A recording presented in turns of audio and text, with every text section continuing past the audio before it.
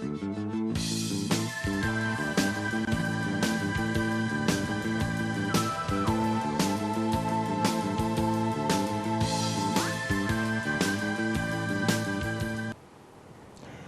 вечер, почитувани гледачи. Ново издание на Ваш термин. Со вас сум јас како ваш домаќин Виолета Петровска-Периќ и денешната докторка која што е веќе со мене во студиото. Изминатата недела беше посветена на глаукомот и катарактата, значи заболувањата на очите кои што се најчести причинители за доведување нели до скратување на видот кај луѓето. И затоа одлучивме денеска да проговориме малку на оваа тема со оглед на тоа што нели актуелно е сега и со оглед на тоа што многумина од повозрасните граѓани имаат проблеми со глаукомот и со катарактата. Меѓутоа пред да започнеме темата и разговорот и пред да поздравам мојата докторка овде во студиото, би сакала да го погледнеме прилогот што го подготви мојата колешка Билјана Талевска во однос на глаукомот, па ќе се вратиме повторно во студиото.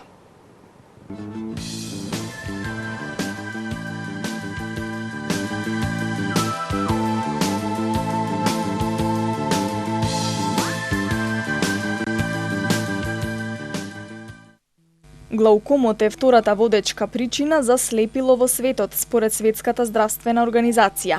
Представува прогресивна болест оптикопатија со оштетување на очниот нерв, кое води до постепено намалување на видот. Постојат повеќе ризик фактори и теории за причините за оштетување на очниот нерв, но една од главните причини е очниот притисок, ризик фактор врз кој моментално единствено може да се влијае. Глаукомот е наречен уште и тивок, крадец на видот, бидејќи се развива без да има специфични симптоми, се додека не се намали значително видот на едното око. Ако не се дијагностицира и лекува навремено, најчесто води до слепило. Најчестата форма е примарниот глауком со отворен агол, кој се развива постепено и неосетно. Се појавува кај 1% од населението, најчесто кај лица постари од 40 години. Во почетната фаза нема никакви симптоми.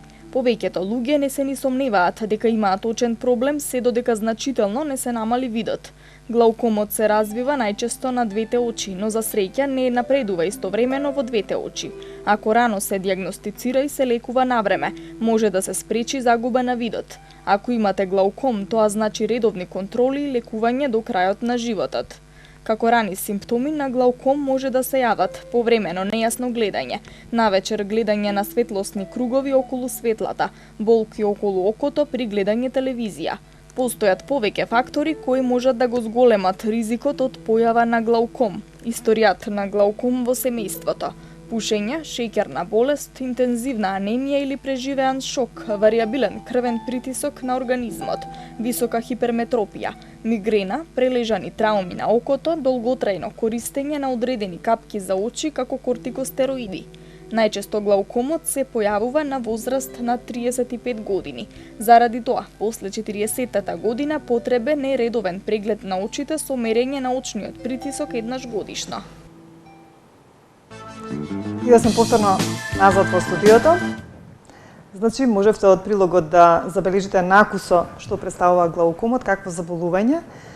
И се надевам дека во продолжение разговорот што ќе го водиме со денешната моја гостинка, тоа е професор доктор Каролина Блажевска-Божаровска, која што е специјалист офталмолог и е генерален секретар на Сдруженијето на офталмолози на Република Македонија. Пред се да ве поздравам, да ви посакам добри дојде. Добре најдов и се најубаво на гледачите на телевизија Сонце. Така, на почетокот јас напоменав дека изминатата недела беше посветена токму на глаукомот и катарактата, па да ми кажете само накусо на почетокот какви се активности имаше.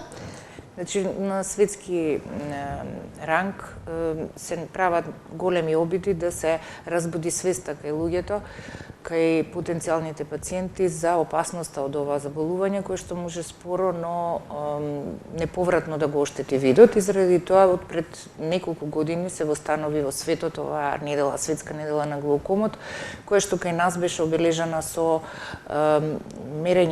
бесплатно мерење на очниот притисок во повеќе градови во Република Македонија во одредени денови, како и со медиумска покриеност во смисла на емисии во кои што ќе биде информирана пошироката јавност за постоењето на ова сериозно заболување.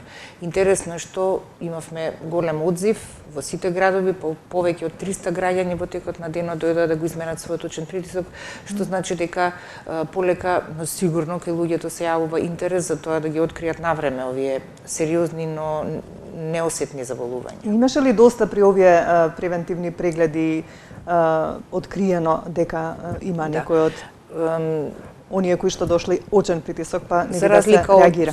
За разлика од пред неколку години, кога на прашањето дали сте слушнале за глауком, добивавме одговор дека не сме слушнале за глауком. Сега бројот на овие пациенти е се помал и можам да кажам дека дури кај 10% од овие пациенти кои што случајно го измериле својот очен притисок се постави индикација да ги направат и останатите инвестигации за да се потврди, односно да се исклучи сомневањето за глауком.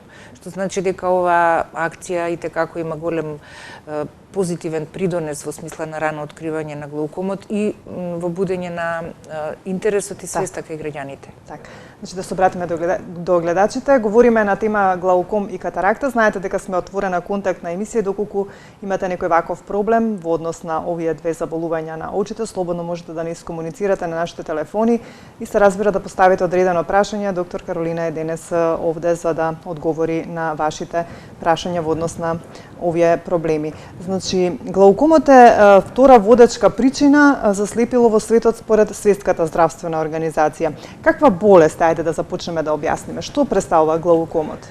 Глаукомот представува, едноставно кажано за граѓаните, покачување на очниот притисок. Како што во вашиот прилог кажавте, не е само покачувањето на очниот притисок тоа што доведува до оштетување на очниот нерв, но едноставно невропатија, значи заболување на очниот нерв, веројатно го означува поточно она што го предизвикува глаукомот.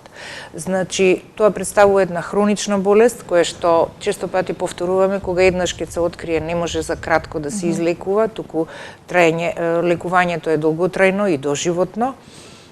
Често пати правам компарација кај пациентите дека тоа е слично со крвниот притисок, но морам да потенцирам, бидејќи прашањето дали има врска со крвниот притисок многу често ми го поставуваат. Значи не е во корелација со крвниот притисок. Очниот притисок се создава во еден мал дел од окото, наречен цилиарно тело.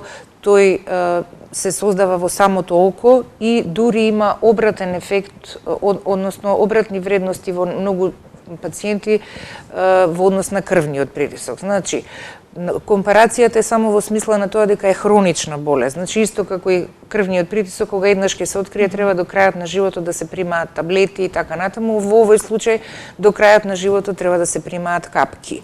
Бидејќи во одредена фаза на заболувањето капките не се доволни, значи може да настане поголемо оштетување на нервот, треба да се превземат и останати методи, лазерска или хируршка интервенција.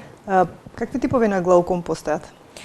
Главната поделба на глауком е хроничен симплекс глауком, како што кажавте, или едноставен глауком со отворен агол. Втората група е глауком со затворен или тесен агол и третата, најретка група за среќа, тоа е вродениот, конгениталниот глауком. Кај сите овие три големи групи постојат и неколку подгрупи, меѓутоа во однос на лекувањето и на откривањето, овие три диагнози, три групи на глауком се најчести. Кај едноставниот или симплекс глаукома со отворен агол, најчесто зборуваме за него кога зборуваме за глауком. Помала група на глауком е акутниот глауком или глауком со тесен агол, кој што за разлика од примарниот симплекс глауком може да оди со болки, со нагло губење на видот и тоа представува една од неколкуте акутни состојби во офталмологијата кога треба да се интервенира веднаш во првите 24 часа и да се направи лазерска интервенција, во некои случаи хоспитализација на пациентот за да се спречи влошувањето на состојбата. И третата форма на глауком е вродениот глауком кај новороденчињата, кој што е една од најтешките форми и доведува до хронично прогресивно и споро губење на видот. Така.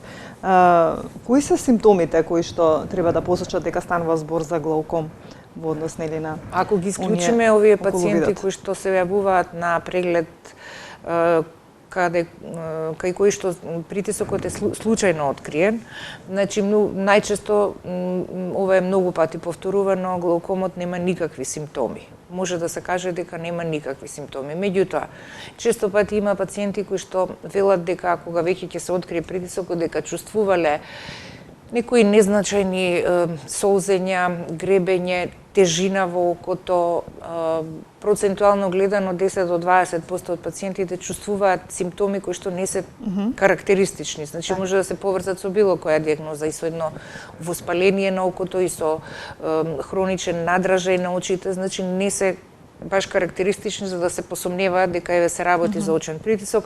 Болка е многу ретка и таа се јавува многу често кај високи вредности на очниот притисок. Многу често е пропратено со главоболка и тоа не е карактеристична главоболка само во едниот дел на окото, туку една хронична главоболка која што после со лекувањето исчезнува. Често пати ги натерува да го променат и својот диоптер и со промената на диоптерот не се случуваат некои подобрување во однос на видната функција, се до моментот дека не се открие дека очниот притисок, тоест глаукомот, е тој што треба да се лекува. Кои се оние фактори кои што доведуваат до појава на глауком? Значи, се спомина некој во прилогот во однос на тоа како шеќерната болест, пушењето, историјат на глауком во семејството, претпоставам тоа е дека и генетски е врзано. Кои се други постојат фактори? Неколку теории научни кои што го објаснуваат појавувањето на глаукомот. Меѓутоа, кога пациентите ќе не прашаат зошто ми се јави глауком, наједноставниот одговор кој што би дал еден, да речеме, точен опис на тоа што се случува е зголемена продукција на очна водичка или намалено истекување на истата. Зошто тоа се случува? Постојат неколку теории, како што реков, васкуларна, ендогена, генетска и така натаму, меѓутоа тоа не би требало да биде тема на ваков тип на разговор, но генетиката има влијание. Се смета дека е пожелно сите пациенти каде што едната генерација, на постарата генерација, има сериозна форма на глауком, што завршила, особено што завршила со тешко губење на видот, дека е пожелно сите следни генерации над својата 35-та година, порано се мислеше над 40-та, над 35-та година треба да го проверат својот очен притисок, за да се случајно или не открие дали и кај нив се појавува истото. Каква е поврзаноста на глаукомот со катарактата? Глаукомот, катарактата и во поново време дегенерацијата во макула представуваат најчестите заболувања во популацијата над 60-та и 70-та година, па така и поврзаноста меѓу катаракта и глауком е доста голема.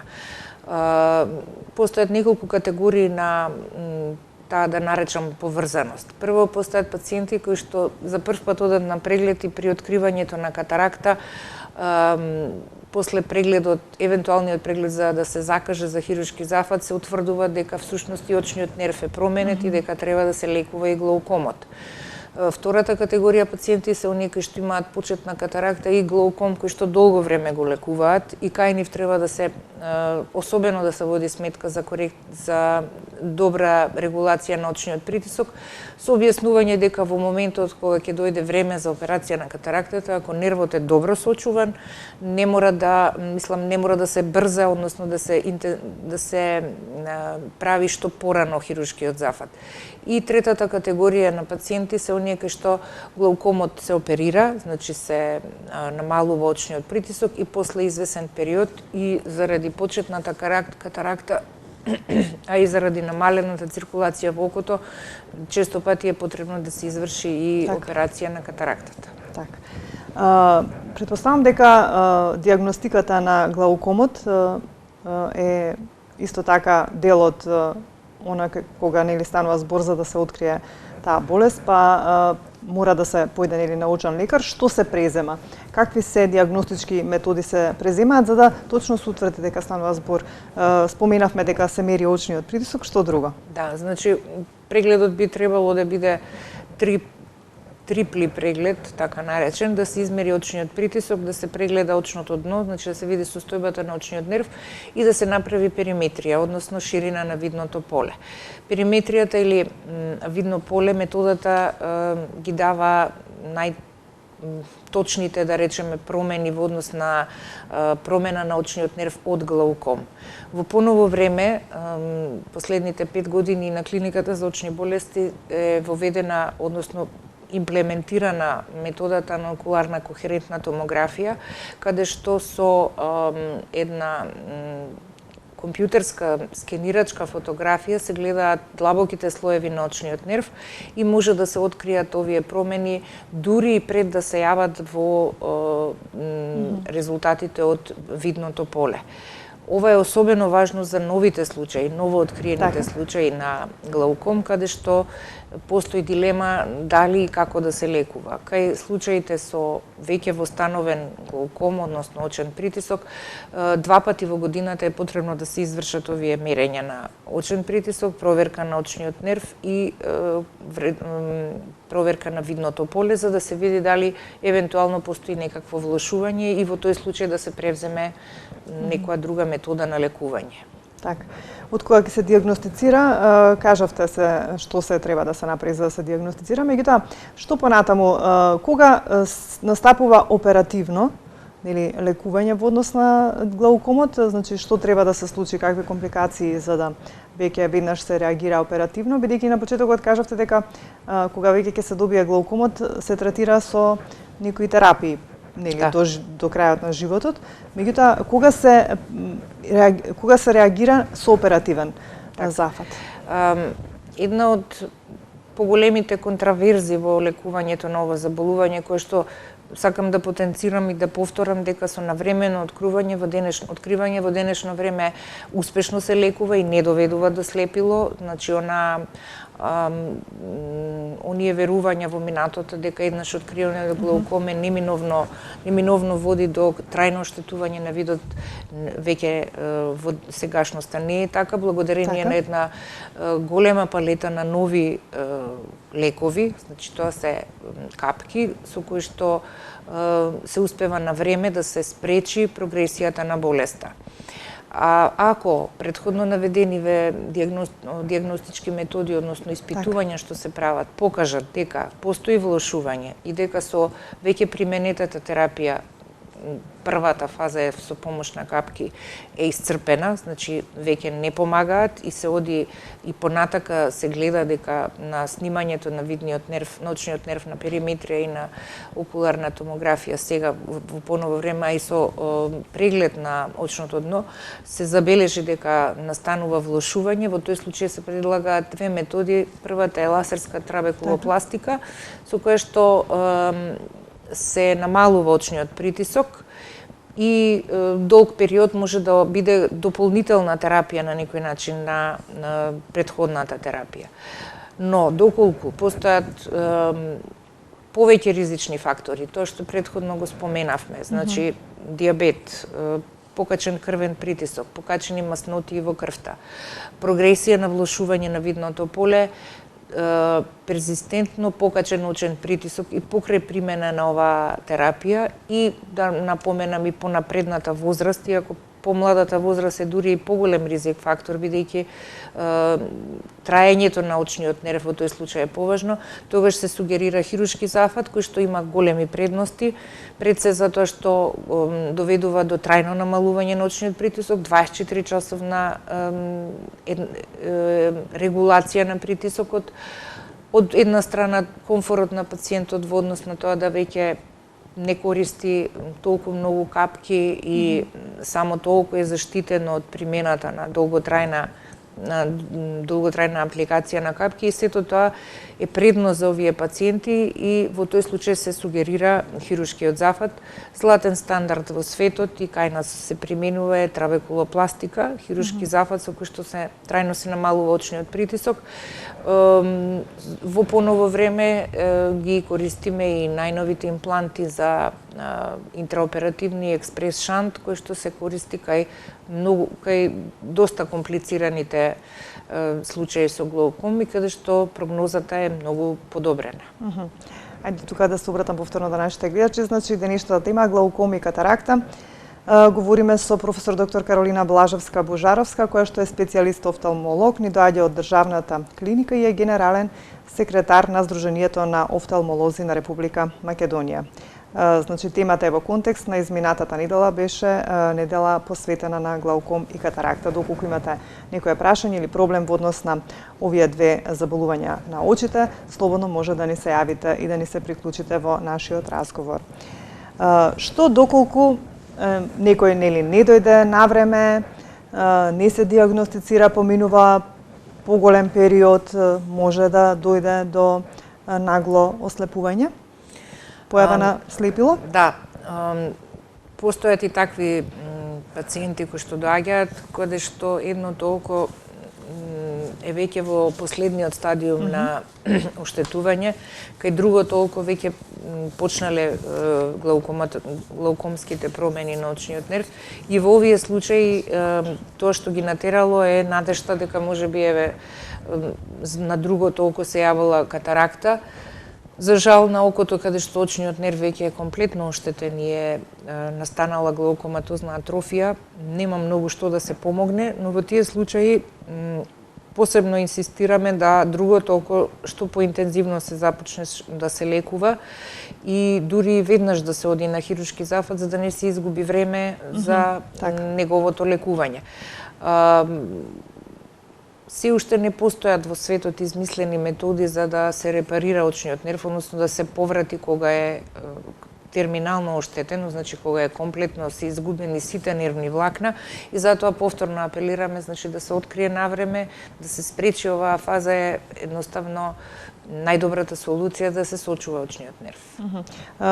Се вели дека никогаш не оди одеднаш на двете очи, оди на едното па на другото. Да, тоа што имаме две очи, некогаш е добро, некогаш е лошо, затоа што другото око ја превзема функцијата и често пати останува неоткриено од самиот човек, дури самиот се изненадува кога ќе го затвори едното око. Често се потребни тие само прегледи. Препорачуваме на пациентите да и без никакви симптоми направат преглед со тоа што прво ќе го затворат едното, па другото око да сами забележат дали едното око е послабо. Во тие случаи треба да се што понавреме да се интервенира и да се започне со терапијата. Точно ли е тоа дека еден преглед на очите може да даде целата здравствена состојба, една слика на целата здравствена состојба кај еден човек? Точно ли е тоа? Може ли да се увидат некои други здравствени потешкоти? Ако го земеме окото како еден од органите кој што може да даде точна слика за тоа какви се крвните садови внатрешноста на окото. Значи на време може да открие колку да почнеме со крвниот притисок, со хипертензијата, во кој стадиум на оштетување се крвните садови. Понатаму се што е поврзано со мозокот, со проблемите во мозокот, дали е тоа знаци за некаква мозочна исхемија,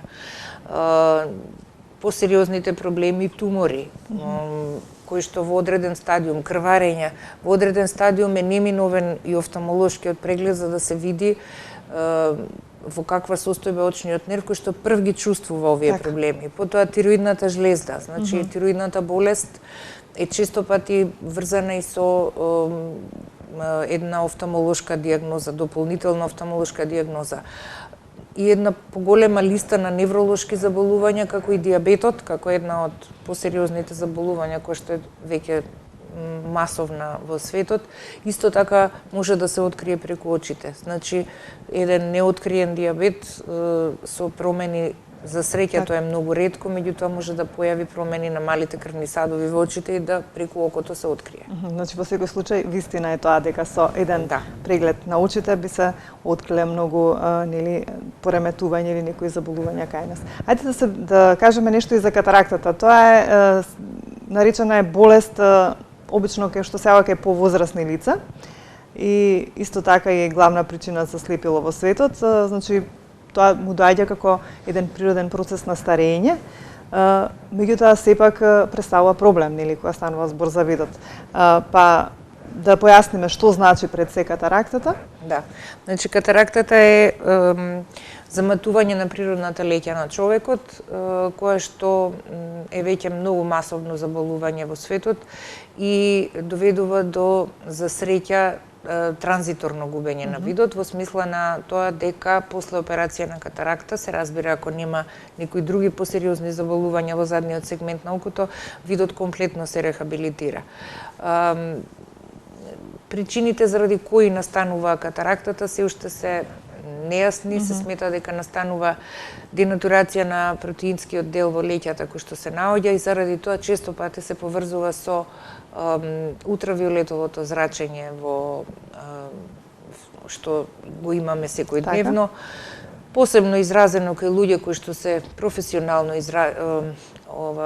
изложени на таков тип на зрачење, меѓутоа независно од тоа се почеста и во помлада возраст катарактата, бидејќи се поврзува и со овие метаболни заболувања што претходно ги спомнавме, и шеќерот, и тироидните пореметувања и сите други заболувања, особено во денешно време, целата оваа изложеност на разен тип на зрачење, од дигиталната природа и така натаму, се смета дека секако и тие имаат големо влијание во тоа, но операцијата на катаракта за сметка на тоа, за сметка на големата масовност на оваа диагноза, која што беше врзана порано со возраста, за сега е веќе возрастната граница се спушта многу надолу.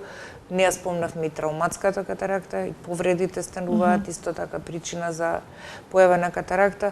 За сметка на тоа е востановена факохирургијата, која што овозможува да брзо, едноставно, без интра и постоперативни компликации поголеми да се човекот повторно врати на својата секојдневна работа. Кои се симптомите за катаракта? Симптомите на катаракта често пати се нејасни. Пациентите ги кажуваат како мушички, црнило, меѓутоа сега со оглед на нивната се поголема информираност, самите знаат да кажат дека чувствуваат дека им се намалува видот. Меѓутоа не е тоа она намалување кога ја осеќаат потребата за очила, туку замаглување, специфично замаглување на видот, кое што прогредира. Често пати се јавува на двете очи, како и глаукомот, за жал, меѓутоа не мора да биде тоа паралелно и синхронизирана промената на двете очи, значи може да се јави кај едното око, па после долг период на години на другото око, некогаш може да започне на двете очи истовремено. Многу е честа кај диабетичари, значи кај диабетот скоро е неминовна катарактата во однос на промените кои што тој ги предизвикува и нејзината операција, како што напоменав, дава добри постоперативни резултати. Секогаш оди со оперативно лекување? Да, не постои друг начин на лекување на катарактата. Мора да се таа заматена леќа извади, значи леќата наша, природна, што ја имаме во окото, се заматува и се заменува со вештачка, односно артифицијална леќа. Пациентите тоа го викаат перде, меѓутоа тоа е заматена природна леќа. Значи тоа е тоа народски што перде. Го велат перде, да, така. Пердето се вади и се става нова леќа која што останува во окото доживотно, значи нема никакво менување на леќата, често пати прашуваат дали тоа треба да се менува, останува доживотно во окото и не дава никакви други симптоми. По зависност од визуелните потреби на пациентите може да биде на дополнета со очила за блиску или во поново време и во самата интервенција хирушка може да се стават и леќи кои што ќе ги решат и дополнителните рефракциони аномалии на окото, во смисла на астигматизам, во смисла на потреба за читање од блиску, така да таа современа технологија доведе до многу едноставно и брзо враќање на пациентите во нормалниот живот. Што кога ќе се направи еден оперативен зафат во однос на отстранувањето на ова народски наречено перден или катарактата, како оди после процесот? Дали треба повторно некоја терапија да користат или останува само со она дополнително што го кажавте, може само да да се носат наочари за помош? Да, значи само извесен период после операцијата, заради самиот хирушки зафат кој што е со еден ласерски, односно народот го вика ласерски, тоа е факоемулсификација, всушност ултразвучна интервенција која што се прави низ еден рез од 2 мм и заради тоа често пати терапијата е сведена на една употреба на капки само од 3 до 4 недели постоперативно. Носење на заштитни очила на јака светлина надвор, не значи дека треба во внатрешните простории да се носат тие, и едно нормално хигиено-диететско однесување во смисла на хигиена на главата, на телото. Значи за кратко време може да нормално се извршуваат сите функции, освен потешка физичка работа. За оние луѓе кои што се бават со потешка физичка работа, сепак треба извесен период од 6 до 7 дена да се поштедат од таков тип на работа, а за после се разбира тоа што го кажав, евентуално очилата за блиску кои што им се потребни и кај луѓето кои што немаат катаракта. Кажавте на почетокот дека може да се сретнат случаи каде што се појавува и глауком и катаракта. Како се постапува во такви случаи? Има ли некои посебни мерки на постапување или пак исто како и во последно време и мојот хирушки интерес е во однос на начинот на кој што тоа најдобро би се решило за самиот пациент. Значи, воколку се направи операција на глауком пред да се изврши операцијата на катаракта, во тој случај особено е безбедна таа операција и има секогаш добри резултати. Но често пати нема време да се прават две интервенции кај пациентот, каде што да речеме има висок очен притисок над 30 мм живен столб, каде што има веќе катаракта, која што исто така треба да се извади, и во тие случаи се предлагаме операција на катарактата и глаукомот во еден акт. Често пати кај овие пациенти, бидејќи се најчесто ново откриени, некогаш треба постоперативно да се продолжи со терапијата за глаукомот или она форма каде што очниот притисок или глаукомот не бил со многу високи вредности и со едноставно оперирање на катарактата со факоемулсификација, со методата на фако, со вадењето на катарактата и со постоперативна дополнителна примена на капки е можно во некои случаи, каде што реков не е екстремно висок очниот притисок, да се постигне подобрување и на видот и стабилизација на глаукомот. Значи, постојат овие три опции, зависи многу индивидуално, значи терапијата е секогаш исклучително индивидуализирана, значи не постои некое правило, туку за секое око треба да се донесе посебен суд и посебна одлука во однос на прогнозата, бидејќи очекувањата на пациентите се големи и соочувањето со тоа дека видот е многу оштетен, неповратно оштетен, е многу тешко. Некогаш не се знае дали на лекарот кој што треба да го објасни тоа или на пациентот му е потешко, иако се обидуваме на сите можни начини да ги припремиме пациентите дека со навремено оперирање, лекување и следење на еднаш до два пати во годината дека ќе добиеме позитивни резултати. Секогаш кога станува збор за оперативните зафати во однос и на едното и на другото се успешни велам во однос на видот? На видот. Секогаш или Баш постојат кога некои... почнав да кажувам за глаукомот, Так. операцијата на глауком е една од малце покомплицираните за објаснување на пациентите, иако во последно време ја сваќаат сериозноста на тоа да го сочуваат и оној вид што од сега па натака остана.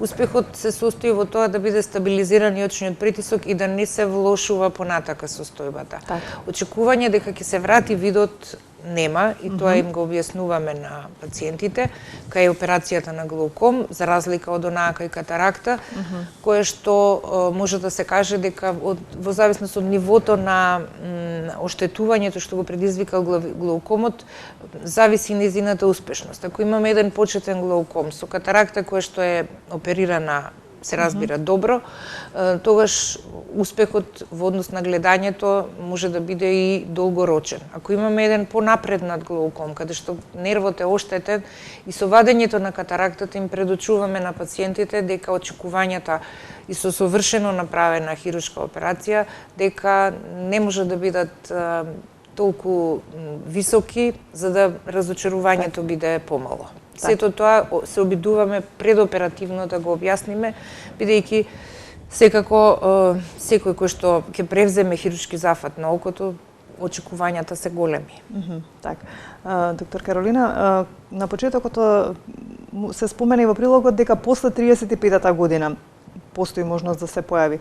Која е најниската граница на возраст каде што се појавиле вакви проблеми? Има ли некој под 35 години кој што се соочил со вакви проблеми со окото? Значи, конгениталниот и инфантилниот глауком го ставивме во една посебна категорија каде што се јавува кај новородени.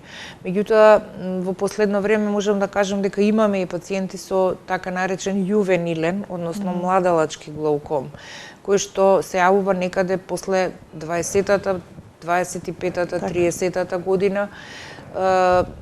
Добро е што кај тие пациенти го откриваме на време. Дали се тоа пациенти каде што во семејството имало очен притисок, па на нивно барање дошле да се прегледаат. Дали се тоа пациенти кои што дошле заради се почестата потреба од очила за далеку. Често пати се тоа миопи, затоа што постои така една во прилогот беше кажано дека е почеста кај хиперметропија, но во последно време и кај миопијата особено тешко може да се раздвои дали е глауком. Сите овие фактори доведуваат до тоа да се откриваат и се по мала возраст, по ниска возраст на пациенти кои што имаат глауком. Во однос на третманот зависи ли од возраста дека кај помладите ќе биде поуспешно или тоа нема никаква врска? Значи може да се каже глобално дека ако навреме порано се открие, значи ако еден млад пациент наместо да се појави првпат на преглед на 60 години, го открие на 30 години, секако дека шансите за подолго трајно лекување ќе дадат подобри резултати. Иако почетоците на појава на глауком сепак се некаде после 50-та година, 60-та година, оваа група на млади пациенти се исклучоци. За среќа се исклучоци. Ова е сепак заболување на повозрастната популација, би рекла, од 60-та до 80-та година, кога секако видот не е помалку важен од останатите сетила и особено е важен заради квалитетот на живење и самостојноста која што не е едноставна во старост. Так. Кажавме нели за одбележувањето на неделата на глауком и катаракта. Не е само за тоа, значи се одбележуваат и многу други заболувања, па во контекст на ова колку сметате еве според она што го работите на државната клиника, еве ќе потенцираме дека сте тамо, се подигали свеста на нашите граѓани нели да дојдат навреме некако чисто ете така да си ја проверат состојбата на очите, дали имаат некој проблем, немаат еве и ништо да не чувствуваат. Се случува ли така да дојдат еве чисто со самото да тоа се испитаат? Новиот не е веќе нов, уствари, подолго време се користи принцип на работа, мој термин. Так. Во прилог на ваш термин, значи мој термин е, мислам дека очната клиника е една од максимално искористените клиники во таа смисла. Значи сепак знаат да дојдат. Да, знаат да дојдат, бидејќи ако не би сакала ништо да го минимизирам, меѓутоа ако некој проблем во внатрешните органи во човечкото тело се појавил, му треба време додека пациентот или било кој ги почувствува. Кај очите едно најмало солзење, гребење, пецкање, лачење на секрет предизвикува малку поголема вознемиреност и луѓето се свесни дека треба веднаш да се интервенира и да се даде некаква терапија. Така да мислам дека и како е подигната свеста за зачувување на здравјето. Медицинската информациите што ги дава оваа цела нова технологија секако исто го доведоа и до овој стадиум. Так, ајде уште за крај вака да потенцираме превенцијата, значи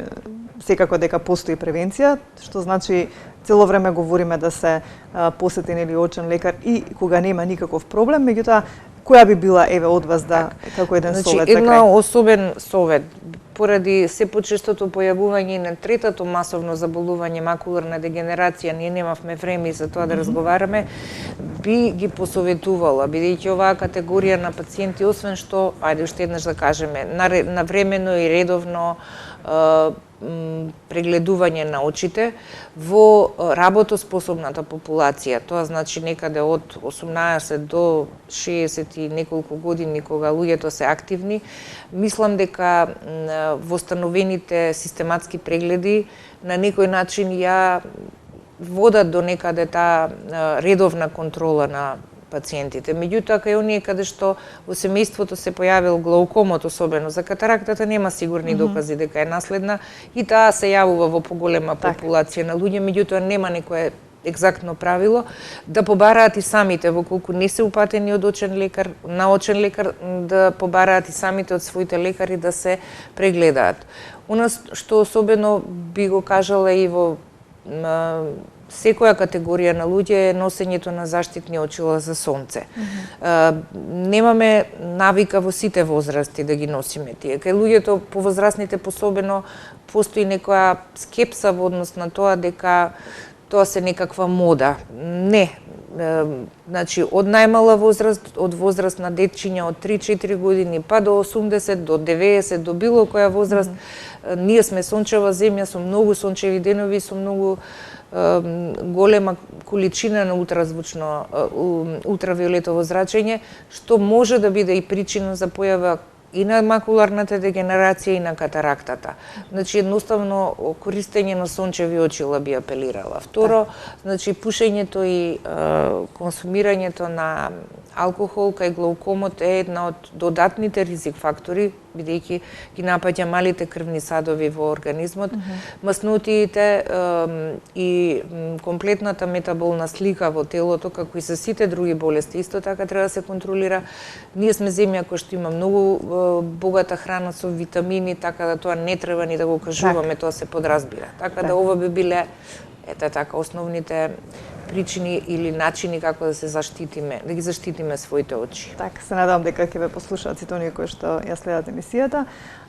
Секако дека тука сме токму поради ова нели да делуваме, да се подигне свеста кај гледачите, кај граѓаните и навреме да реагираат и како што кажавте, и ако почувствуваат некој мал симптом во однос на видот и на очите. Ви благодарам за гостувањето денес и посакувам нели успешна работа во однос на Сдруженијето на офталмолози, сето она што вие го работите, а исто така и на клиниката за офталмологија на државната клиника. Ви благодарам уште. Ви благодарам за поканата, се надевам дека добар ќе биде апелот до граѓаните. Така, секако. Почитувани мои, тука некаде ќе ве поздравам јас за денес. Знаете дека се гледаме повторно за 7 дена во исто време. Ќе говориме за несодницата како причинител за многу заболувања. Значи, ќе кажеме нешто повеќе за тоа што значи да се има често несоници, значи што би можело таа да доведе до какви заболувања и какви пореметувања во нашиот организам. До тогаш оставам во убаво расположение, имајте добро здравје.